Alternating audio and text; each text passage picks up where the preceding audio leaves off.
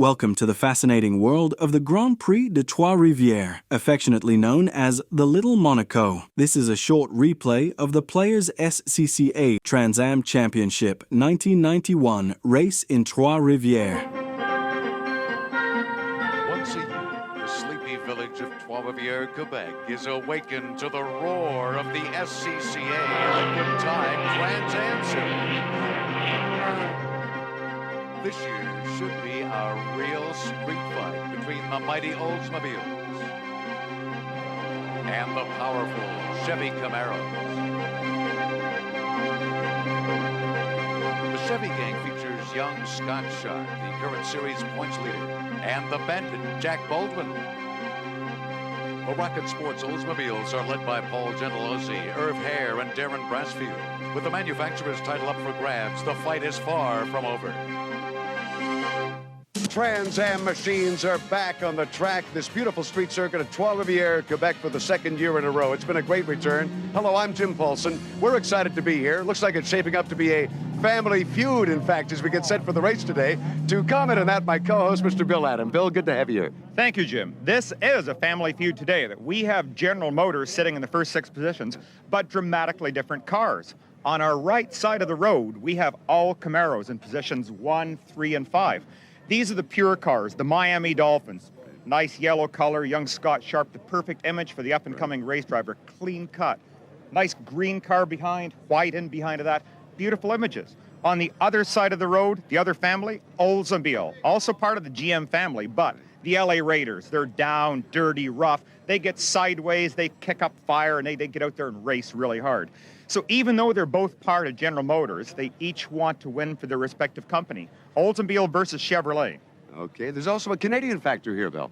I think a very good one and a very, very strong challenger today. Ron Fellows suffered through some problems through qualifying, but they did solve them. He was spectacularly quick in late sessions yesterday. So look for Ron, look for the Canadian nationalism to show through, and he'll try and pull off a win. Okay, Bill's going to head for the pit area. In the meantime, the crowd is on its feet. The excitement begins to build. And we will return with the start of this 9th stop of the SCCA 1991 Liquid Tide Trans Am Tour.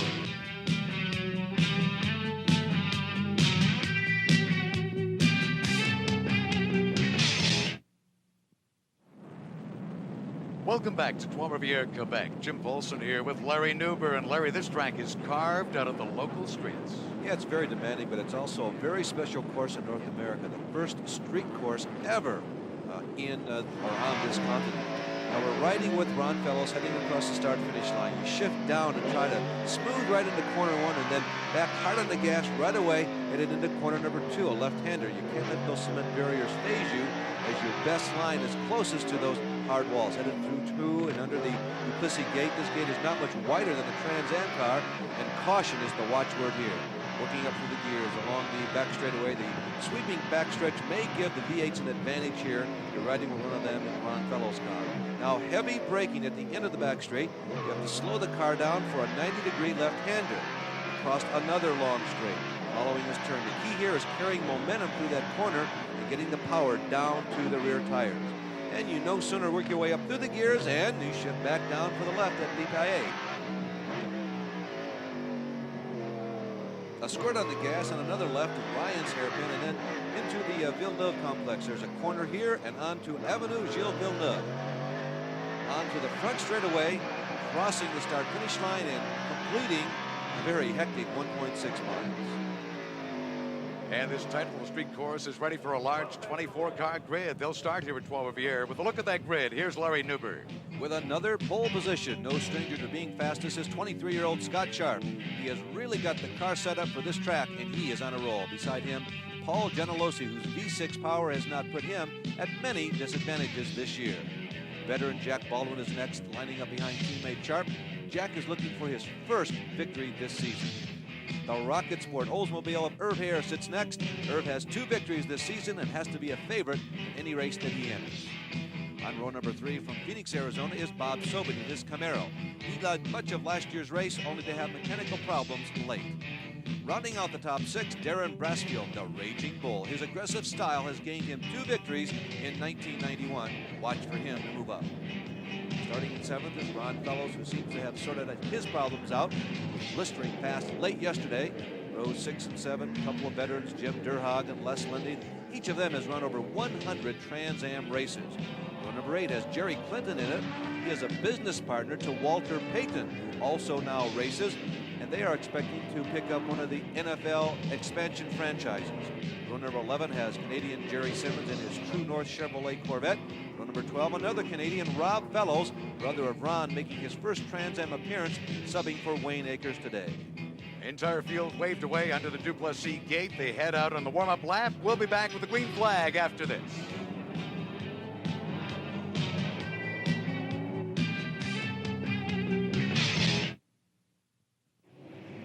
Welcome back to this 9th stop in the SCCA Liquid Tide Trans Am Tour. In fact, interesting, it's the 9th time this series has appeared here at Trois-Rivières in Quebec. And let's start the event by looking at the overall season points up to this particular race. And Larry, let's have a look at where they stand at this stage. Well, Jim, this was a series looking for a new star when Tommy Kendall chose not to come back, and I think they found it. Scott Sharp now leads the points. He's won 3 times. Jack Baldwin is next in points, shut out so far this year.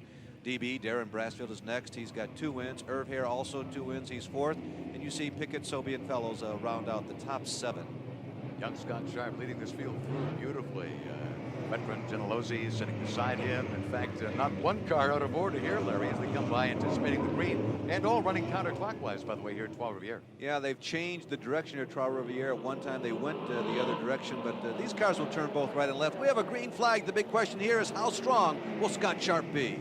I think Gentilozzi gave a little tap to Baldwin, who certainly was showing some strength off the top and wanted to get right in behind his teammate, Larry. 2 and 3 abreast through corners 1 and 2. They can't go 2 abreast through the Duplessis gate. Let's see how they play this. Well, I'll tell you, Scott Sharp is already 2 car lengths the man who still maintains the record. Let's have a replay on this tap. Now watch for Baldwin on the left-hand side of your screen. He moves out very gently, just a little bit to try and get a better angle on the right-hander, and he nudges Paul Gentilozzi, but both of them beautifully held onto the reins, and there was no incident going into corner number 1. Watching the Bandit here one more time, I'm just going to point out that no one topped his qualifying record from last year, Larry. And now here's Gentilozzi once again challenging Jack Baldwin. Coming down to this left-hander. Does Gentilozzi have the momentum? There's a little bend there in this straightaway. Gentilozzi in black. No, not this time around. Jack Baldwin is able to hold him back. Okay, so Scott Sharp ignoring this totally, probably. I doubt that he is going to worry about rearview mirrors at all. He's just on his way to what he hopes will be another Camaro victory here at Trois-Rivières today. But the real war right now is for second place, and Gentilozzi is not going to give this away gently. Gentilozzi is currently running in 3rd. He has no win so far in 1991, but he's developed quite a reputation as a charger. We talked to him a little earlier about something else about Paul, particular attitude he has. I think each racetrack has a personality, so there are favorites that I have. I like racetracks that check your chicken bone. That bone in your foot that's connected to your brain. And some days your chicken bone's a little stronger than others, and I like the ones where my chicken bone's strong. Wise words out of the Rocket Sports owner. Gentilozzi sitting in 3rd spot right now. He had led for a moment off the top, but Scott Sharp is out in front of this stage. If Paul Gentilozzi, currently running 3rd in the Black Bandit, if you will, the stealth painted bomber Oldsmobile, he wanted to be ahead of Jack Baldwin. Right now, the American equipment team from Indianapolis, Sharp going by there and Baldwin in 2nd, has really kind of scrambled the strategy of the Oldsmobile team. Gentilozzi wanted to be right behind Scott, or maybe even ahead of him. You know, that Mobile 1 car just back of Gentilozzi, we've got to keep an eye on too. I think Larry Bob Sobey, although we're dwelling here on Jack Baldwin, but Sobey, the Mobile 1, is just coming into view now.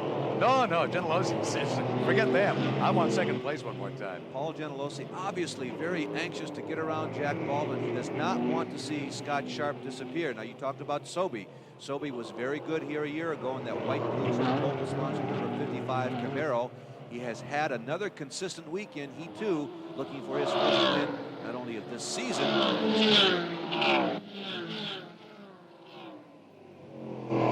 Trans Am racing in 1991 is truly a team sport. Maybe we should call it gang warfare. For instance, this is the 4-car black-jacketed army of Paul Gentilozzi out of Michigan. Now, he fields these cars for himself, Irv Hare, and Darren Brassfield. Just down pit road is Greg Pickett. He fields this three-car white army for himself, Deborah Gregg, and Steve Petty. Now, there's been some strategy confusion in this camp. They couldn't decide between the V6 and the V8 engine configuration, and it's really caused them a setback. But winning the war is this Marshall camp, this smaller two-car battalion of Florida's Buzz McCall. His drivers, Scott Sharp and Jack Baldwin, are leading the drivers' points, and that is what that war is all about, the drivers and the manufacturers' championship. Now, there is no team orders as such in this. That is traditional in racing, but certainly not a factor here. But if history is any indication, tempers may well flare on the racetrack. And because of survival and manufacturers, there may be some point in all this where a team manager is going to have to move in and issue those team orders. We'll see. Of course, it was Chevrolet who won the 10th Manufacturers Championship last year. They'd love to hang on to that this year, but with Gentilozzi, it seems the Oldsmobile crowd have put a real effort into trying to grab that title this year. They really have, and it's also a noble cause. You know, the V6 engine is very much a part of the economy in North America, of the automotive industry, and they're fielding V6s against these powerful V8s. They get a little bit of a weight break, and actually I feel as though they've performed quite admirably against those more powerful engines in the 1991 season. Watch Paul come through the corners here. The back seems to slide away. I think the comment a lot of our drivers had prior to the start of this event today that this is a little slippery course. They're not quite getting the grip here they do at perhaps other tracks is maybe true. Well, this is a street course. You're watching Irv here, one of the three members of that black jacketed Alameda Oldsmobile team. There's Irv following Bob Sobey. You see Darren Brasfield has moved right up behind him. Jim, your comment about this course, it is a street course, and it really wasn't designed and paved to be a racetrack.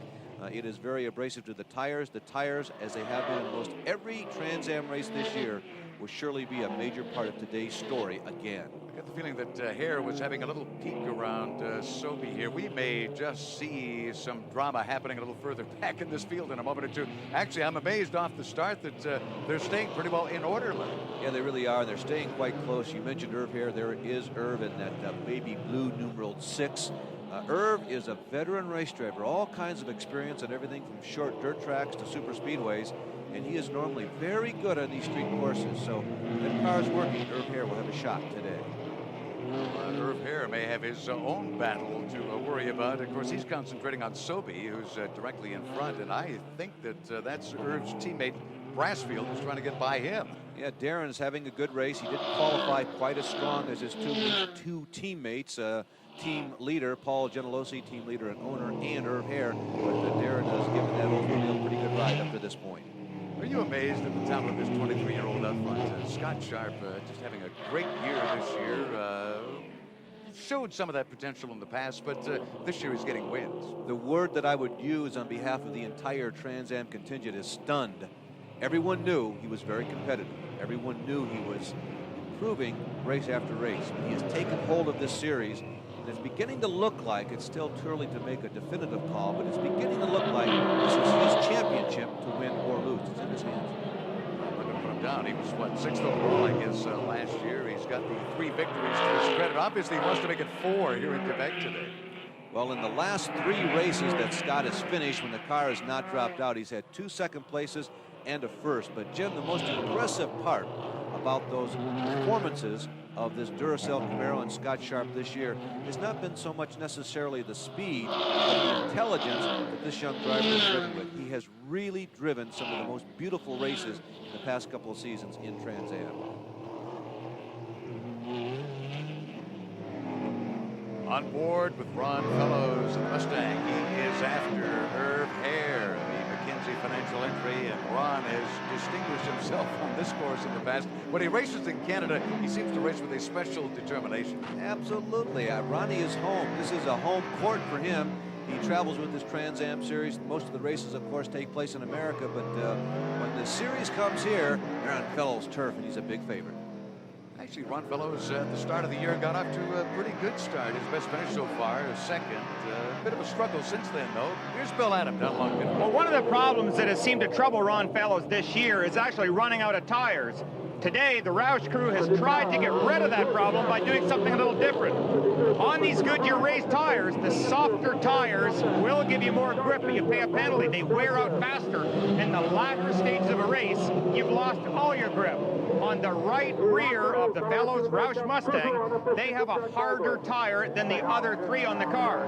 This is the tire that does most of the work at this very tight circuit, but by putting a harder tire on, they're going to try and give him more life, so those last few laps will be as fast as first, hopefully. Thank you, Bill. Let's have a little wider look here at some of the work going on in the office here in Ron Fellows' car. This is the broader view. He's working in there, Murray, no question. Jim, I have a lot of empathy for Ron today. He's under a great deal of pressure. We mentioned he has not won a race at all in the 1991 season. They thought they would have one victory by now. He is at home. This is a business, this motor racing game. McKinsey and AER financial people are all here. Ron's under a tremendous amount of heat today. Ron Fellows in a pretty good spot right now, running 6th overall. Our leader after 8 laps is number 33, Scott Sharp, and we'll be back.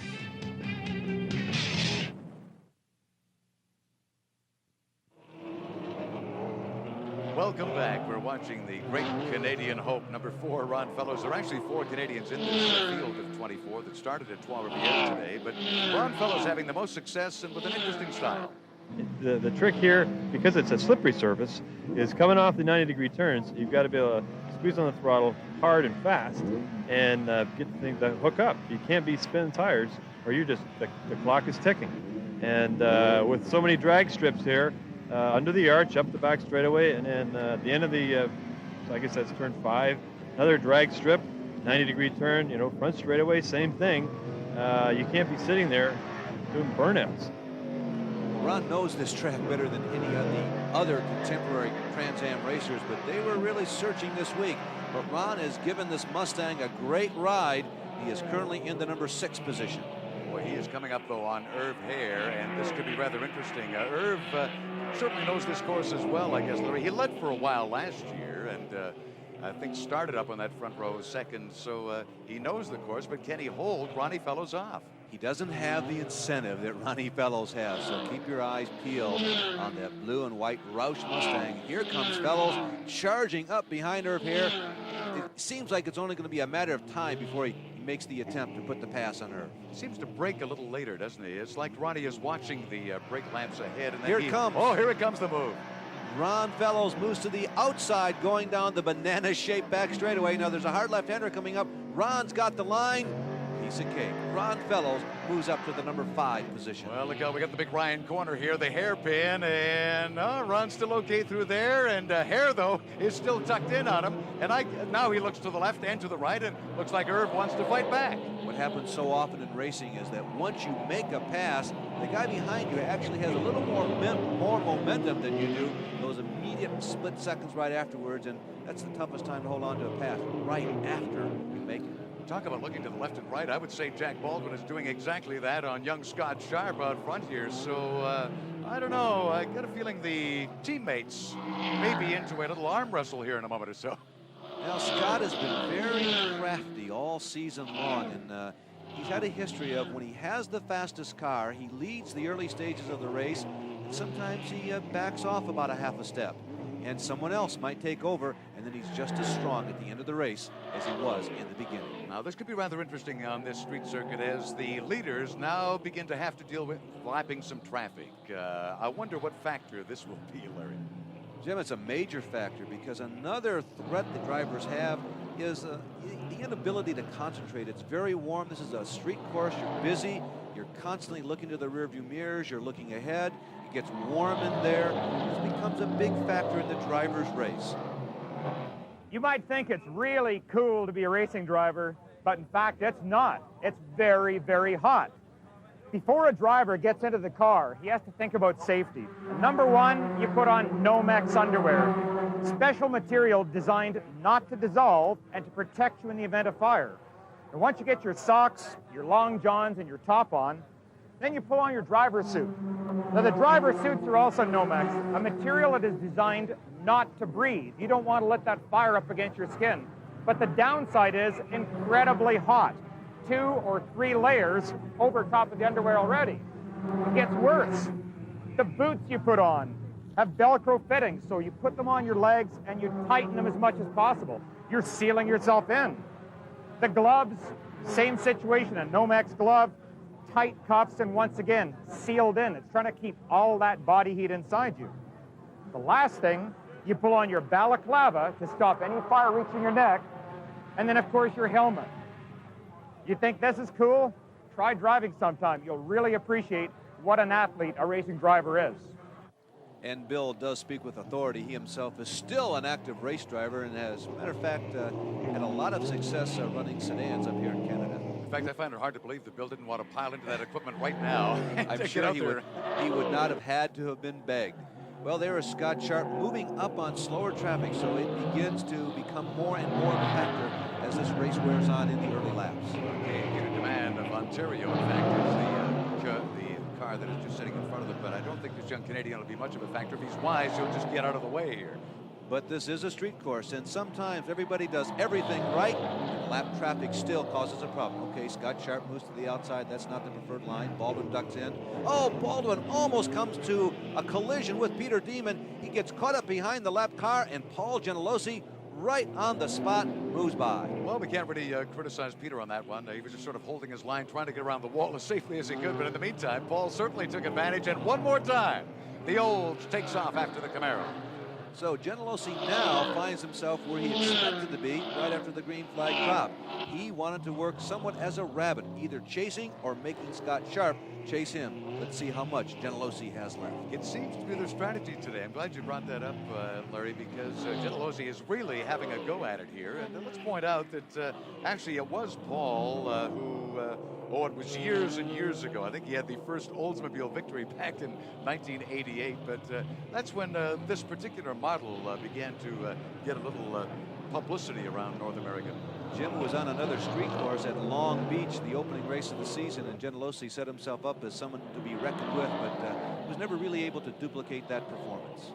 Scott Sharp working his way around number 29, Ed Hinchcliffe's Mustang. Ed is wise. He's going to stay against this inside wall. I keep thinking these back markers become little chess pieces our leaders play with, Larry. They do, and part of that chess game for Paul Gentilozzi is that pre-race strategy we talked about. He is the owner of this three-car race team. Frankly speaking, he expects Irv Hare and Darren Brassfield to have a better chance at the season drivers championship. Irv had hoped today was the Hare. Scott Sharp has been the fastest car all weekend. He won the last race. He is trying to convince Scott Sharp, subtly, to burn out his race car before this is over and allow perhaps Irv or Darren to come up and win this race. Scott Sharp, the leader. There's Paul Gentilozzi running a strong second place. And Jack Baldwin still sitting in third. We'll grab a quick break. Look at the leaders here one more time. Sobey in fourth. Ron Fellows still in fifth. Welcome back to the SCCA Liquid Tide Trans Am Tour appearance on the street circuit at Trois-Rivières in Quebec. Scott Sharp, the race leader, but here's a fight with Ron Fellows now coming on in number 4. Well, like any good Canadian, Ron Fellows, with whom we're riding right now, is also an ice hockey fan, and he'd like to score the main winning goal here this afternoon at Trois-Rivières. We go through the Duplessis Gate, and here is Ron Fellows working on Phoenix, Arizona's Bob Sobey. This is a contest for fourth position. Now, it looks like Sobey is pulling away a little bit here on the straightaway, but can Ron gain some advantage when they get back to the corners and specifically the hairpin? Let's see how Ron plays this one. He certainly is reeling Sobey in a little bit. Hairpin might be a factor here. Couple of V8s underneath the hoods of both these cars, numbered 55 and 4, which you're riding right now. Sobey seems to have a bit of an advantage in the horsepower on the straightaways, but Fellows moves in under braking and around the corners. Obviously, Ron Fellows knows this track very well.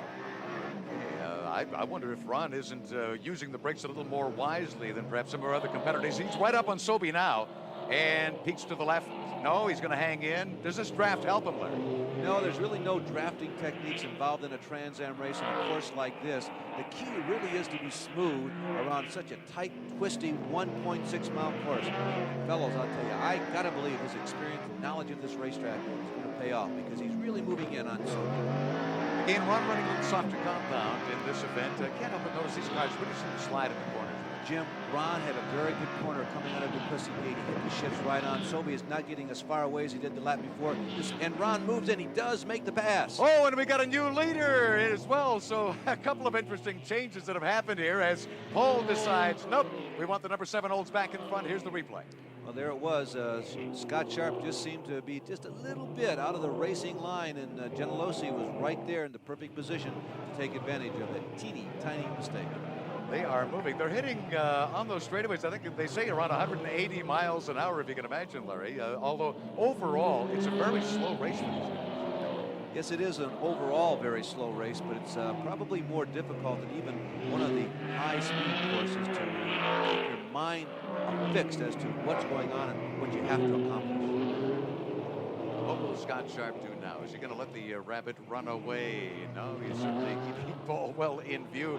I'm just wondering what the rest of the field are going to do now. And don't forget, we have got a Ron Fellows that is screaming up on this duo, but Jack Baldwin still very strong in third spot.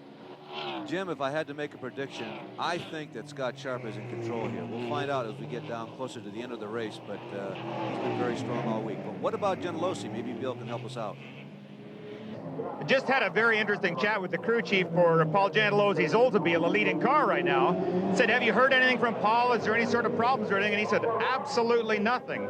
Now, apparently, Paul does like to talk back and forth, but they're not hearing anything. Is very good news to them right now. They think that he's in a very good rhythm, conserving his car, but he is leading the race. Either lying to you, Bill, or Paul is scaring himself out here today, maybe, Larry. Or maybe the strategy has changed. Maybe Gentilozzi found himself having such a good car, and sometimes that happens. You never really know exactly what you have as a mount underneath you until you get out there in the heat of battle. When I look at young Scott Sharp on this circuit, I can't help but think of the past years where I always associated him with his mentor, Paul Newman. Where did Paul go?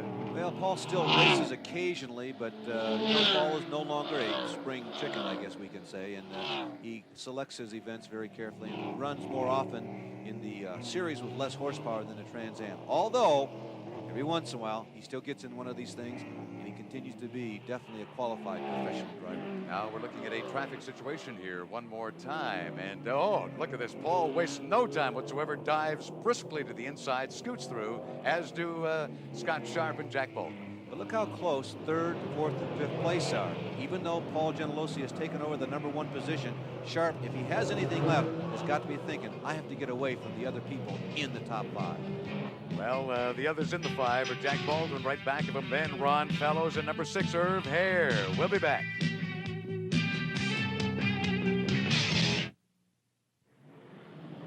Welcome back to Le Grand Prix Players Limited de Trois-Rivières. That would translate as Players Limited Grand Prix of Three Rivers in Quebec, Larry. And it is Gentilozzi, still the race leader.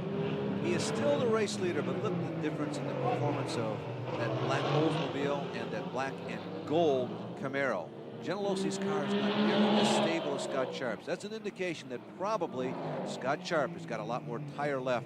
That'll be a major factor in the final stages of this race. I think Baldwin is about to get another serious challenge. Ron Fellows is coming on very, very strong here. But in the meantime, we could have a change up front here. Scott Sharp is not going to let Paul get away. Oh, we've had a problem. That's in the Gilles Villeneuve corner. Let's take another look at it. There is Sobey on the right, Robinson on the left, and Sobey comes down, takes his normal line.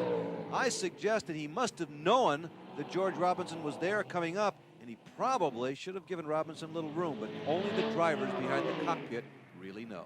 It's a shame for Sobey, who, as we pointed out earlier, led in this event last year. He's really one of the top independents, I guess, running the Trans Am Series this year. And look at their 2 race leaders one more time. Scott Sharp is about to make a move.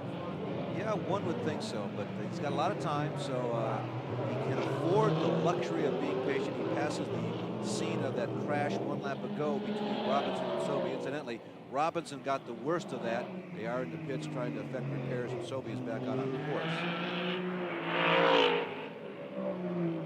Following our race leaders here in what is really the 273rd race in Trans Am history. It's got a marvelous history, and the competitors each year just keep the same tempo up. It's hard to believe, Larry, that they can maintain the sort of competition that's happening here today.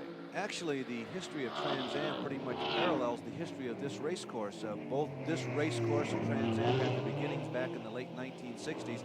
This was the first and original street course in North America, so a great tradition behind the racing activity here at Trois-Rivières. Paul Gentilozzi, our current race leader, with 20 years experience establishing his own traditions. Actually, he's the only man on this team who can definitely set strategy. When you own the team, you've got to worry about getting 24 people here. And then you got to worry about 24 guys not fighting with each other and 2 other drivers and making sure the setup is good and the sponsors are happy. And then I worry about my real job at home that I do so that I can afford to do this. But other than that, it's a real relaxing weekend. Yeah. And that job at home is real estate development. Right now, occupying the mind of Paul Gentilozzi is Scott Sharp. Now they move on to the first of 2 back straightaways here at the 1.6 miles of Trois-Rivieres. Gentilozzi has been backing up to Scott Sharp the past couple laps. Sharp is making his move. It's an unusual one. He goes to the outside to make a pass going into a left-hander. That almost looked too easy, Jim, I'll tell you. In fact, I wish we could have had a replay on that, Larry. I almost got the feeling that Paul had, in fact, waved Scott by. I'm wondering if a problem hasn't cropped up here in the Olds that concerns Paul at this point. Well, there's no question that we all believe that tires would be a major factor, and I believe that Paul's car had slowed down significantly the past couple of laps, so maybe it is a tire situation. But at any rate, Scott Sharp finds himself where he has been for most of the last 4 races, that is up front and leading. This race still far from over. I mean, they've still got a lot of traffic to deal with. Many things could develop as yet, but Scott Sharp looks very much in command right now as Paul Gentilozzi begins to drop back a bit, and Jack Baldwin will now begin to come on, as will the young Canadian Ron Fellows. Sharp is now about 2/3 of the way into this race. It is the shortest event of the season in terms of miles, but for many drivers, this will be their longest day. Scott Sharp making a move on the ticket entry. Let's keep an eye on the 2 of them here. Will Scott get by safely?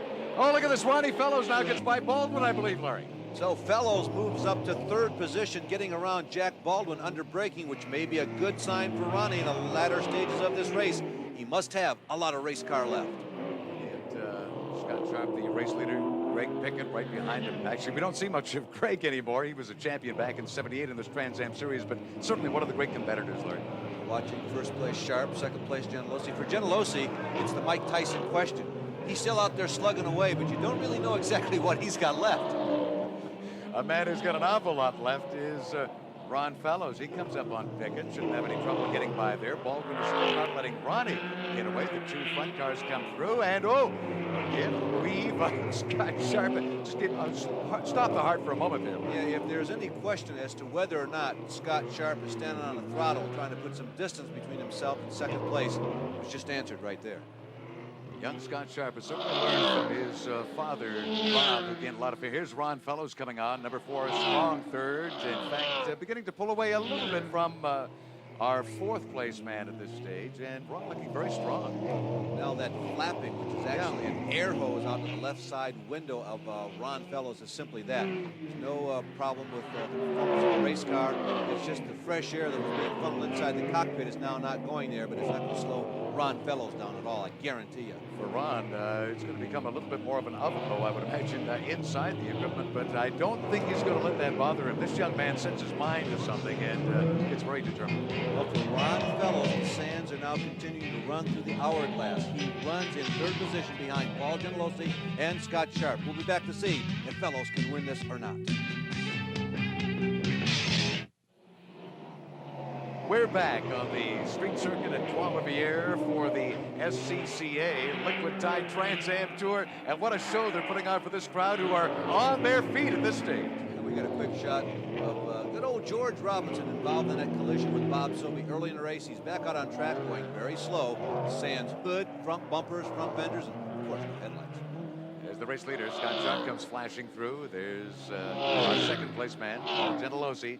In 3rd now is Ron Fellows, and look out, Ron comes screaming up on Jerry Clinton. Shouldn't have any trouble getting by the Michelob Dry entry here. By the way, that's Tom Gloy's crowd, is it not, Larry? Good to see that Tom is still involved. Tom enters 2 cars in every Trans Am race, 1 for Jerry Clinton and the other 4 Randy Roman.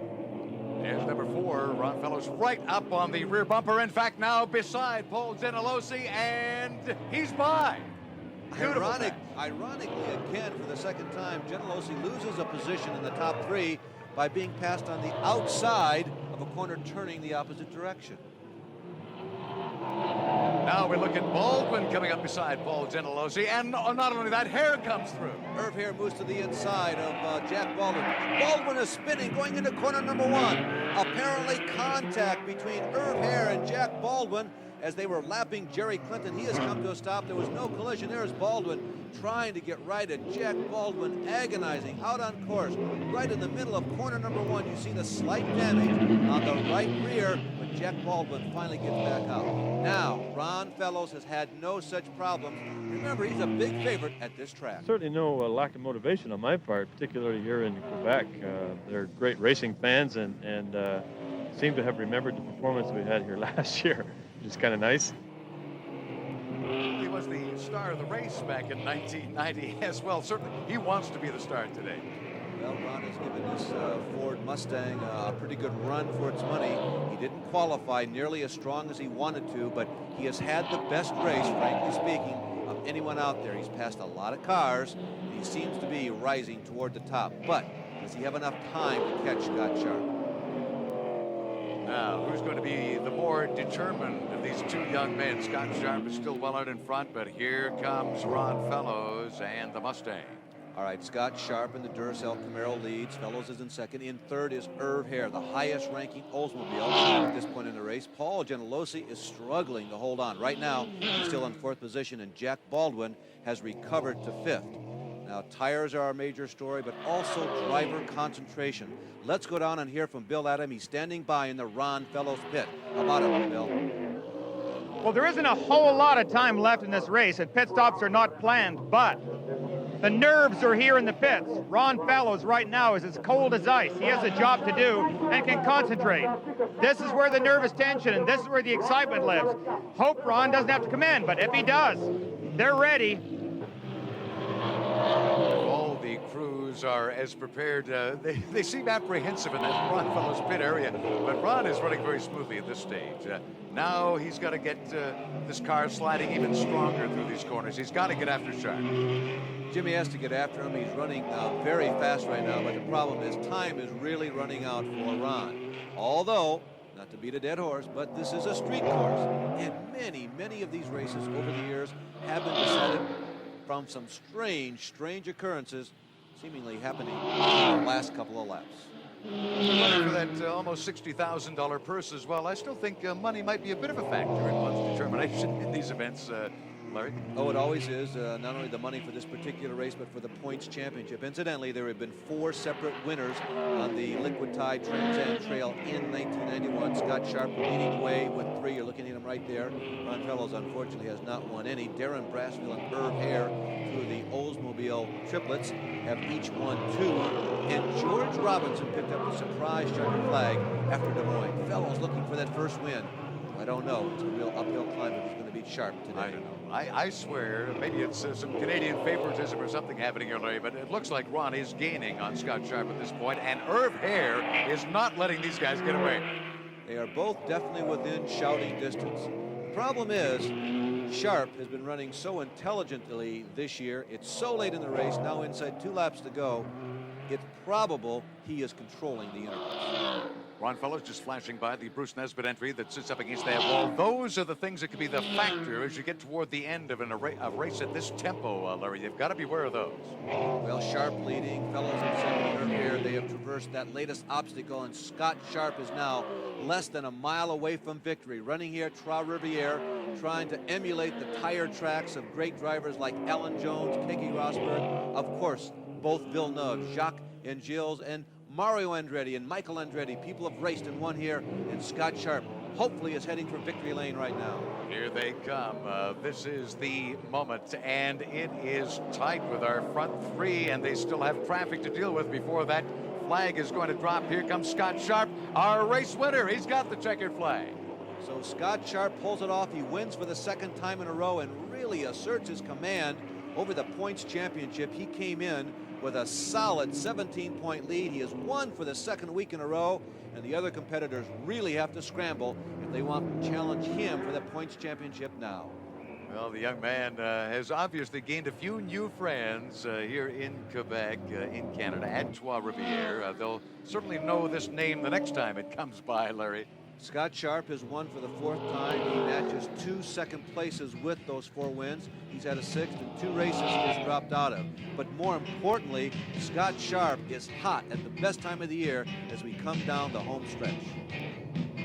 Here are the final standings. Scott Sharp, the race winner. Fellows, Hare, and somehow Paul Gentilozzi hangs on to 4th overall. Here's the rest of our field, and we'll be right back. Here's Scott Sharp, the 1991 Liquid Tide Trans Am champion here at Trois-Rivières. Grabs the checkered flag. Jubilation in the Sharp pit, but I wonder about second finishing Ron Fellows. Yeah, he's got to be very happy that he finished in 2nd place. After all, every other competitor except one would have liked to finish there. He also has to be a little sad. This must be bittersweet. He had great hopes for today. Let's hear from Bill talking to 2nd place Ron Fellows. With the Canadian hope, an outstanding 2nd. You've got to be pleased. It's not a win. I'm happy we got 2nd. Paced it as best I could. Just a little, not enough rear tire at the end. The car was just a little too loose at the end. I'm not sure what we could do different. The track got slippery, and I think everybody else was in the same situation. But we got a little bit of work to do to catch Scott in his Chevrolet. But you know, this is one better than last year, so I'm real happy for all the people here and a lot of McKenzie people here. We put on a show for them, I hope. Oh, here's our 3rd place man, Irv Hare, just leaning into Jack Baldwin's car. I wonder if they may be discussing that incident earlier today, Larry. Well, it's likely they are. They're both experienced veteran race drivers. And Irv is one of the strongest gentlemen in the sport of motor racing. Let's take another look at that incident. That is Irv Hare in the black car in the very center of your screen, moving in. Now, these guys are going head-to-head for a top 5 finishing position. A lot of valuable points at stake. Now, Hare moves to the inside of Jack Baldwin, and contact is made. Now, unfortunately, our camera angle is not definitive, but you have to believe that they are 2 experienced veteran drivers. Nothing intentional on anyone's behalf there. Chances are it was just a racing incident. Here is the racing champion at Trois-Rivières with his team members taking the traditional circuit of the course here, and the fans love this aspect of the race as much as the race itself, I think, Larry. Yeah, actually, this is a bit of a concession to our Canadian fans and friends because you do not take laps of honor after a Trans Am race normally down in the United States of America. So Scott Sharp is enjoying just a little extra spoils of victory here at Trois-Rivières. Champion comes by waving that checkered flag proudly. Let's have a look at the top 5. Well, it's Sharp, Baldwin, Brassfield, Hare, and Fellows. Now, those are the top 5 people in points, followed by Bob Sobey, Greg Pickett, Les Lindley, Randy Roman, and George Robinson. All of those people, ironically enough, in Camaros.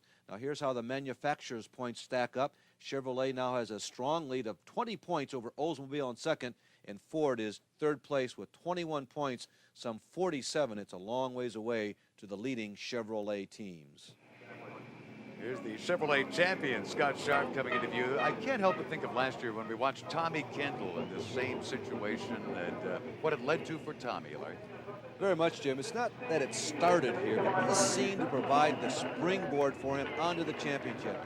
After the Trois-Rivières victory, he dominated the remainder of the year.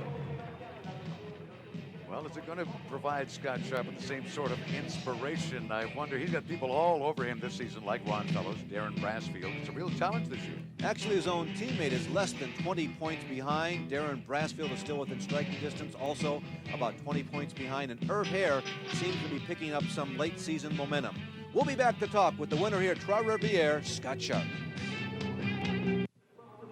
We're back at Trois-Rivières in time to get up close with today's race champion in this Trans Am event. Well, Larry and Paul, we're down here with Scott Sharp. An outstanding drive, but what happened when Gentilozzi got by for a while? Well, Paul was pushing really hard, and I knew he would be doing that. And afterwards, I was just happy to be able to stay with him, but we were running at a pretty fast pace, so I was a little nervous. If we were running too fast, maybe some guys would be laying back to be able to come get us. But then Paul started to smoke a little bit, and he waved me by going down the back straightaway. And I was able to get by him and just pull away from there. And I don't know what would have happened. It would have been hard to get by him, I think, late in the race. On a track like this, is the heat the exhaustion factor because you're going so slow in so many tight corners? Is that a major factor for you? Well, you definitely get really hot, but really just trying to concentrate. The track is so slick and there's no grip on the track. You just have to you're constantly trying to keep it right on the line. You just try to venture off the line for a second, you're trying to almost slide into the wall. So I was just trying to keep the Duracell Camaro on line and all the way to victory. Great job, Scott. Thank you very much. Fantastic. Well, if this were a barbershop singing, this would be the afterglow. This is the Olivetti team, the Oldsmobile people, discussing their third, fourth, and sixth place finishes. So it was a day of success, but anything short of a victory for a strong three-car team like this is kind of viewed as a failure, as a matter of fact. Rest of the field discuss that failed strategy. The winners head for the podium, and let's look at the rest of our SCCA season, Larry. It's really a nice mix of the various road courses you can get involved in. The street race at Denver, Mid-Ohio is a precision track, and Road America and Mosport are high-speed racetracks. Ron Fellows may have an advantage there, but we'll have to see. The Mustang should be tough on those long, fast racetracks. Here is an excited young man at this players' event at Trois-Rivières. Scott Sharp heading for the podium. I've got to think Buzz McCall, who runs this team, I don't think Buzz ever won a Trans Am race. He has got to be excited about this day as well. Here's a replay of the past that at the time we didn't realize it, but this was the move that won this race for Scott Sharp. He moved over and passed Paul Gentilozzi unusually on the outside going into a left-hander as he told us in Victory Lane, hey, Paul waved me by. See Randy Ruhlman on the podium there as well, Larry. Randy Ruhlman will win the Hard Charger Award by passing more drivers than anybody else in this race. In the top three, of course, the hardware and the champagne to come. Scott Sharp winning here. Ron Fellows second on your right. And there on the left, just to the left of winner Scott Sharp, is the veteran Irv Hare. And no question, this crowd are happy with the show that this group put on in 1991 at Trois-Rivières. Note the bandage on Ron Fellows' right hand. He's having a lot of trouble. Tremendous blister there from his gear shifter today. He put in a day's work. And not a racetrack to have a problem like that. It's a very busy place. A V6 represented in the top three. V6 Irv Hare there was third. First and second were V8s with Scott Sharp and Ron Fellows. So a nice mix of engine configurations up top. Thank you, Trois-Rivières, from these race champions on the podium to the 700 volunteers who chipped in to make this a great success today. And thank you from our crew. And for Bill Adam down in the pits, Larry Newber, stay tuned on the... Like and follow for more.